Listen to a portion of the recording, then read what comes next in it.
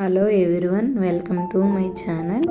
ఈరోజు మన ఛానల్లో వెజ్ ఫ్రైడ్ రైస్ ఎలా చేయాలో తెలుసుకుందాం. ముందుగా ఒక కడాయిని పెట్టుకొని 1 టేబుల్ స్పూన్ ఆయిల్ వేసి, ఆయిల్ బాగా వేడెక్కిన తర్వాత 1 టేబుల్ స్పూన్ జీలకర్ర, ఉల్లిపాయ ముక్కలు, పచ్చిమిర్చి ముక్కలు వేసి ఫ్రై చేసుకొని, సన్నగా తరిగిన క్యాప్సికమ్, క్యారెట్, ముందుగా పొట్టు తీసి పెట్టుకున్న వెల్లుల్లి ముక్కలను వేసుకొని బాగా ఫ్రై చేసుకోవాలి.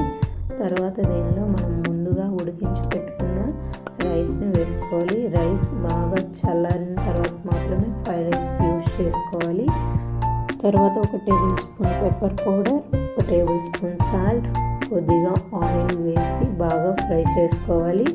ఫ్రై చేసిన తర్వాత 1 table spoon soya sauce, 1 table spoon tomato sauce వేసి బాగా ఫ్రై చేసుకోవాలి. ఫ్రైడ్ రైస్ బాగా ఫ్రై అయిన తర్వాత కొత్తిమీర వేసి స్టవ్ ఆఫ్ చేసుకోవాలి. ఫ్రైడ్ రైస్ని హై ఫ్లేమ్లోనే చేసుకోవాలి. నా వీడియో నచ్చితే లైక్ చేయండి, షేర్ చేయండి, సబ్స్క్రైబ్ చేసుకోండి.